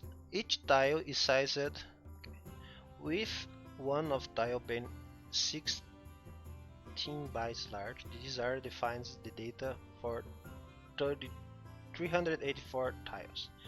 In Game Boy Color mode, this is double. Okay, each tile is sized by 8 pixels and has color depth. Okay, this can be displayed as part of the background window. Okay, no, the foreground sprite. Okay.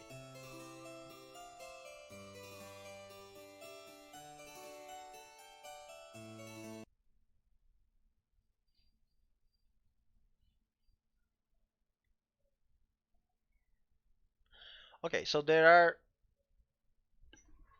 three blocks.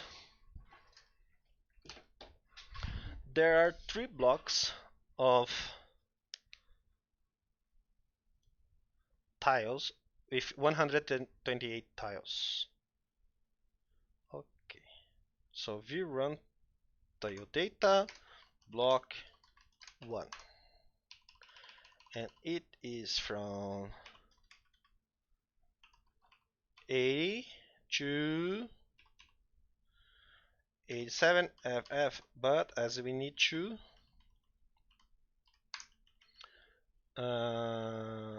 increment 1, it should be 1100.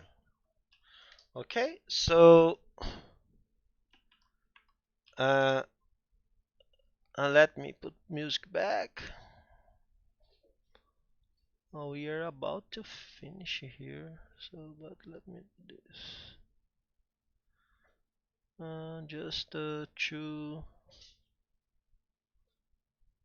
Okay. Yeah. So I will. Let's just finish this debug stuff for today. I'm almost about to finish this stream, but I want to finish this debug stuff first, and then tomorrow we definitely will be implementing our display.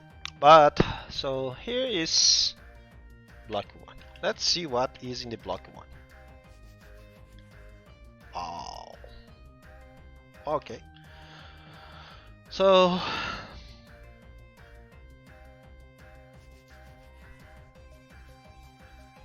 let me put yeah.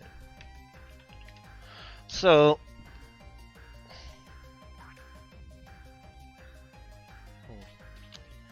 there is nothing here. That's weird. There are, so let me see here. What is that? Flow setup background node.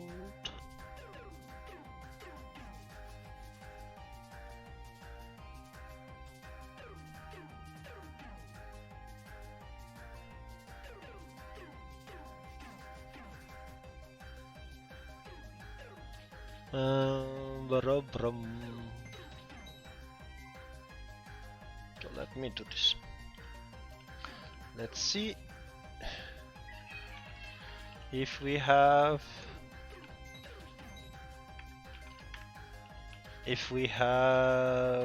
block 2.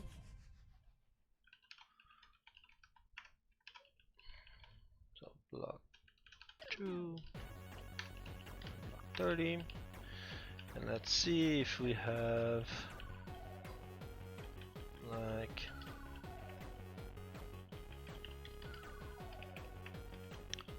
and this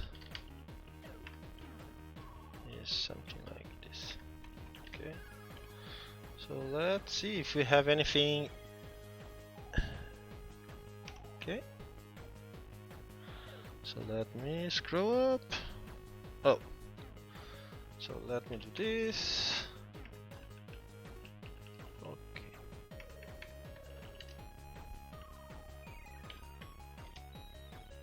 okay, blah blah blah blah. Oh, that okay. This is whoa. This is the block 3. This is the block 2. And this is the block 1. The only part that is something is here. And it don't seem to be something.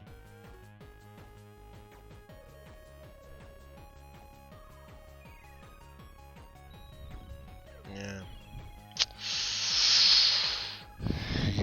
Yeah. Something is not good here. Background tail numbers. Scenario will know background timer contain the number of tiles to be displayed. It's organized, blah, okay. The type attends one background, the other one.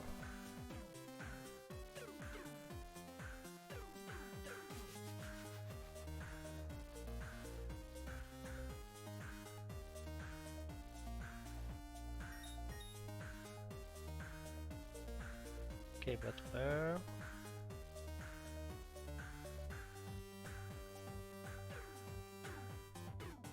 One? Let me find that.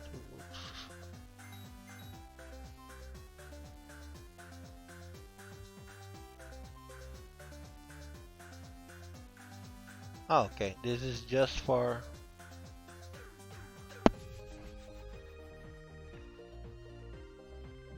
This is just for Game Boy Color. I'm trying to emulate the DMG, which is the simpler version first, and then we go to this. So okay.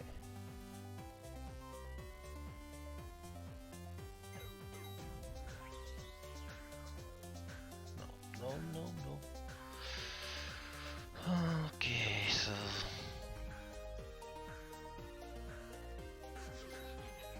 Let's see if we found something here.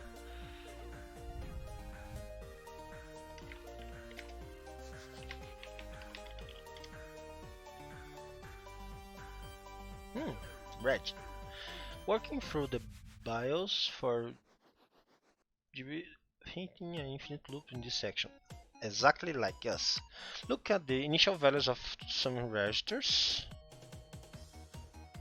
It seems that the initial value is not specified. It also doesn't seem to be set early in the BIOS unless I missed something. Immune test poison values to reach memory location to help.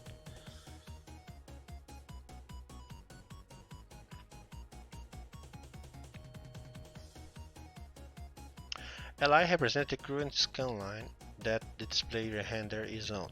It automatically increments whenever the scan line is finished. Thus, once the entire screen has the drawing in a frame,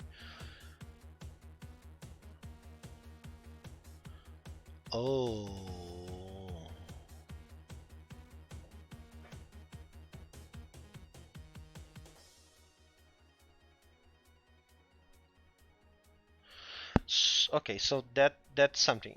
These registers, this register, the Li. So let me get back and remove the rerun stuff. Okay, so here. Oh, sorry. Yeah, sorry, because this. Yeah, I need to put this. And this. Put this and this. Okay. So now, as we are seeing here,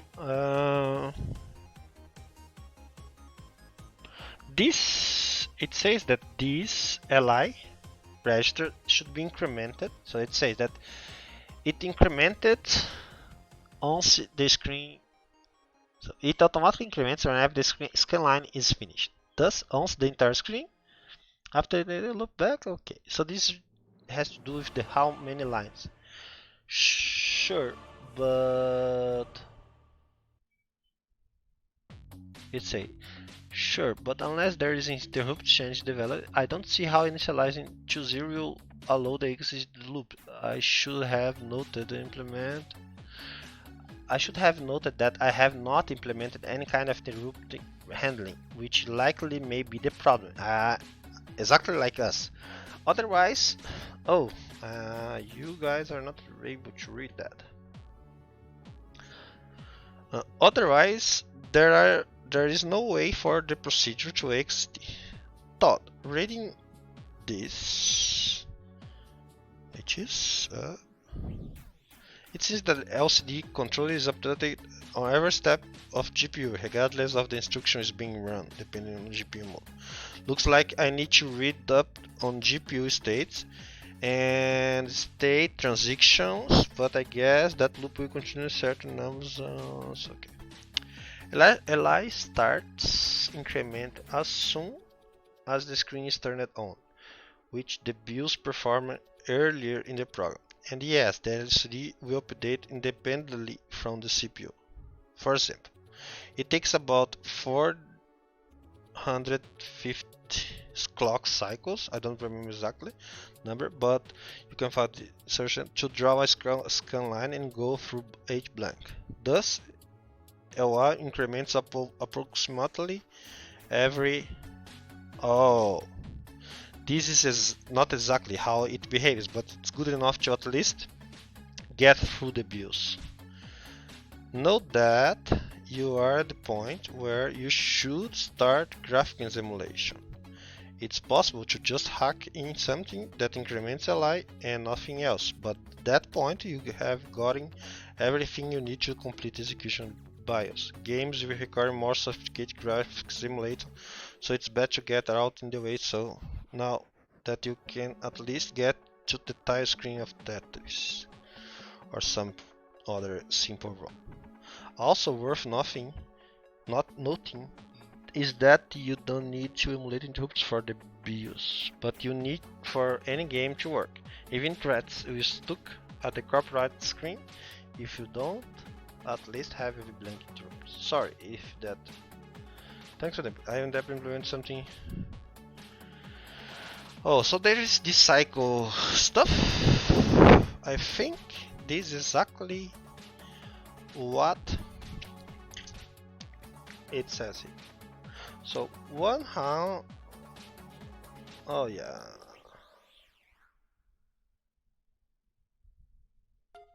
Now I understood. So for printing one line, it takes 465 clocks. As I have the counting,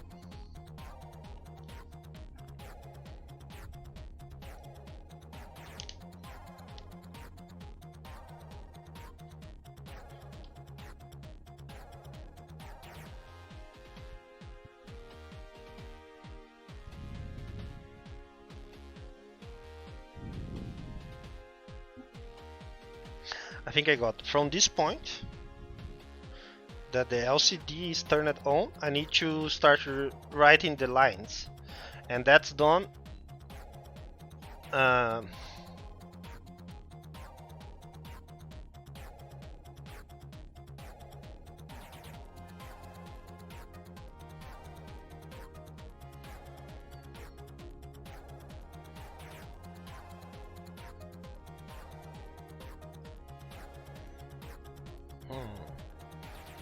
I need to scan line, then scan line, then horizontal, then one line. Okay. So now I got. Yeah. Definitely tomorrow I need to start doing display.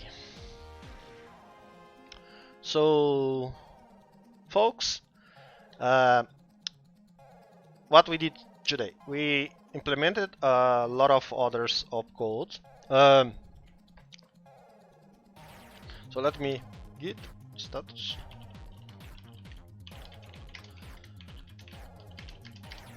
Implemented more opcodes and started debugging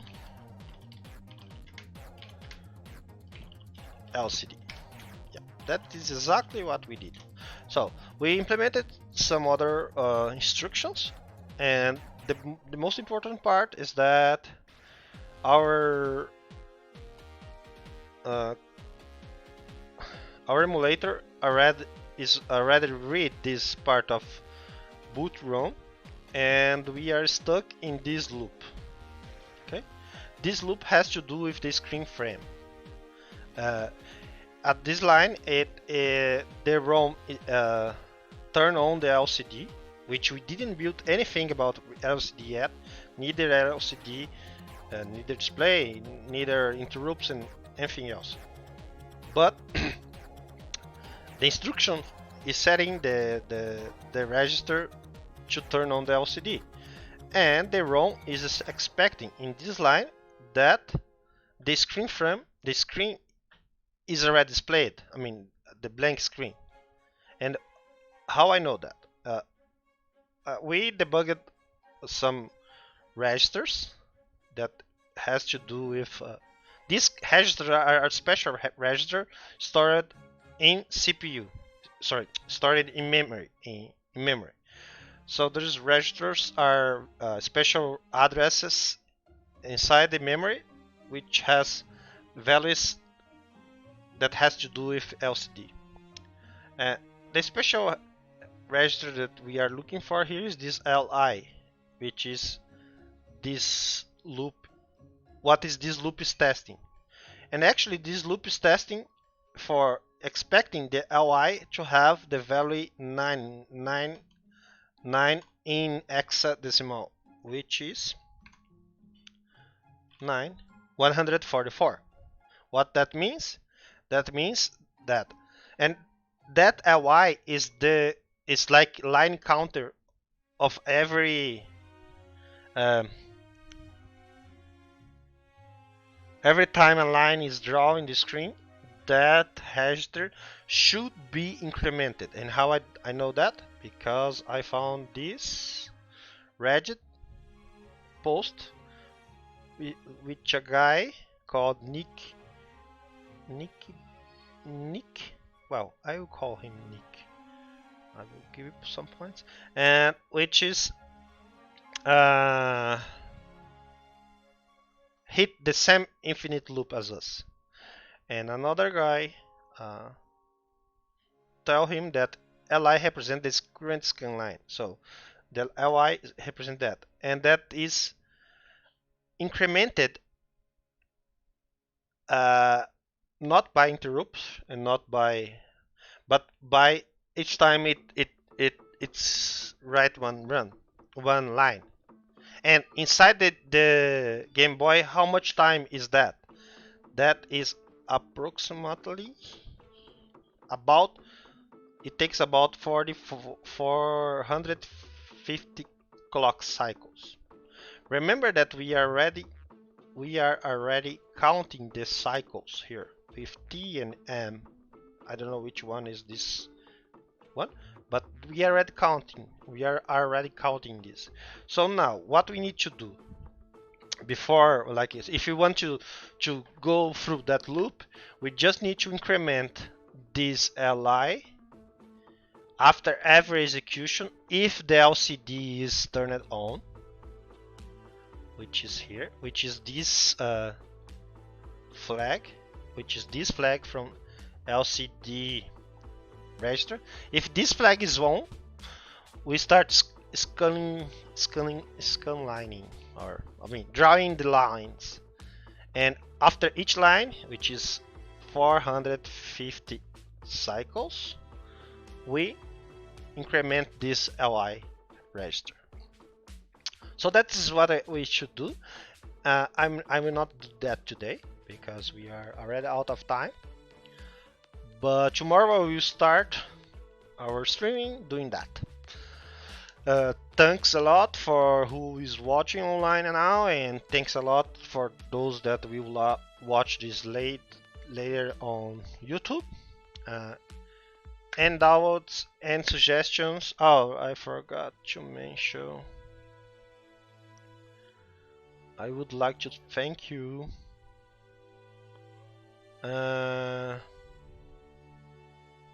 So as usual, we have a comment from Saturno Marti, which I already addressed in the beginning of this.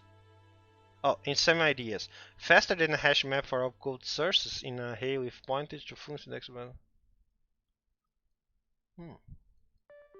An array with functions indexed by opcode. I see what you mean here, Saturno Mart. You are seeing that maybe we can have like a match with a function. Yeah, I know. The function set registers is very slow. Working with string, I don't know if that's a good idea. Oh yeah, that's definitely a good candidate to. Oh, so you say.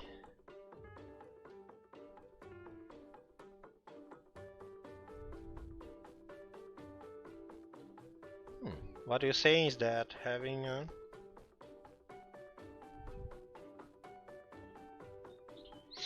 Yeah.